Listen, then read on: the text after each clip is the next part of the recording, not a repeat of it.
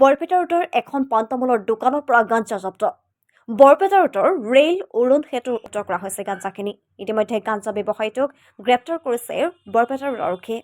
ধৃত গাঞ্জা ব্যৱসায়ীজনৰ নাম আব্দুল কালাম, বয়স 25 বছৰ। আব্দুল ঘৰ হাউলি চহৰৰ জৈন বজাৰত। বৰপেটা ৰোড ৰেল উৰণ সেতুৰ ওচৰত এখন টেবুলৰ ওপৰত পাণ-তামোলৰ দোকানৰ অচিলৰে গাঞ্জা ব্যৱসায় চলাই আছিল ধৃত আব্দুল কালামে। গাঞ্জা ব্যৱসায়ীটোৰ পৰা প্ৰায় 1 কিলোগ্ৰামতকৈ অধিক গাঞ্জা জব্দ কৰিছে আৰক্ষীয়ে। জানিব পৰা মতে এখন পাণ-তামোলৰ দোকানৰ অচিলৰে দীৰ্ঘদিনৰ পৰাই আব্দুলে চলাই আহিছিল গাঞ্জাৰ বেহা। আজি বৰপেটা ৰোড আৰক্ষী থানাৰ ভাৰপ্ৰাপ্ত আৰক্ষী বিষয়া শ্যামল জ্যোতি শইকীয়াৰ নেতৃত্বত এটি আৰক্ষীৰ দলে এক গোপন সূত্ৰৰ পম খেদি বুজন পৰিমাণৰ গাঞ্জাৰ সৈতে আব্দুলক আটক কৰিবলৈ সক্ষম হয়।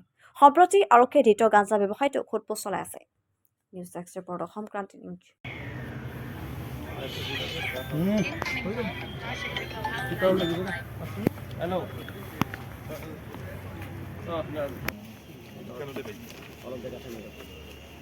গুচি যায় তেওঁলোকেও আহি যাব ফটো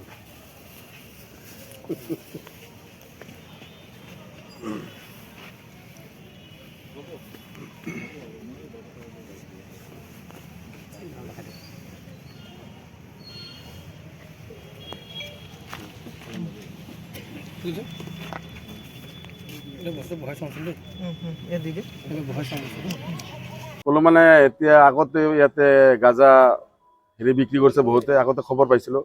পোৱাৰ পাছত আজি আমি আহি চালোঁ যে 1 কিলো 9 গ্ৰাম গাঁজা আজি ইয়াতে ধৰা পৰিছে। আমাৰ CM ছাৰে ইমান কঠোৰ হোৱাৰ পাছত দালালবিলাক ক'ৰ পৰা কেনেকৈ কৰে আৰু আমাৰ প্ৰজন্মক বেয়া কৰি আছে, আৰু অহা প্ৰজন্মক ভালৰ কাৰণে আমাৰ ছাৰে যি পদক্ষেপ লৈ আছে তেখেতক আমি ধন্যবাদ জনাওঁ। ড্ৰাগছ মুক্ত বা নিচামুক্ত হ'ব লাগে। ৰাইজক মই এইটো অনুৰোধ জনাওঁ যে আপোনালোকে ড্ৰাগছৰ প্ৰতি আকৃষ্ট নহ'ব আৰু আপোনালোকে সজাগতা হওক। ইয়াতে যিমান গাঁজা ধৰিছে মানে আমাৰ যিটো অহা প্ৰজন্ম তেখেতক ধ্বংস কৰাৰ কাৰণে এইবিলাক ষড়যন্ত্ৰ চলি আছে। মানে ইয়াতে অলপ আগতে ধৰা পৰিছে, আমি আহি চালোঁ। চাৰ পাছত আমাৰ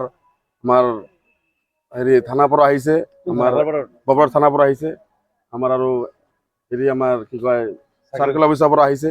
আহি কিনে গোটেই চালি জাৰি চাইছে, থানাৰ নেতৃত্বত এইখিনি ধৰিছে, এইখিনি গাঞ্জা ধৰিছে 1 কিলো 9 গ্ৰাম, 1 কেজি 9 গ্ৰাম। অলি গলিতে ঘটি আছে।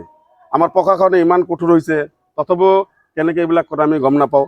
আমাৰ প্ৰশাসনে যিমানখিনি ৰাইজক সহযোগ কৰি আছে বা আমিও ছাৰক সহযোগ কৰি আছোঁ থানাত, আৰু যিমানখিনি ধৰিছে আৰু অনাগত দিনত আমি থানাক অলপ অনুৰোধ জনাওঁ আমাৰ প্ৰশাসনক যে আপোনালোকে আৰু কঠোৰ হৈ কিনি আৰু যিমানখিনি পাৰে আমাৰ আপোনালোকে দমন কৰক। এইখিনি মোৰ ক'ব লাগে।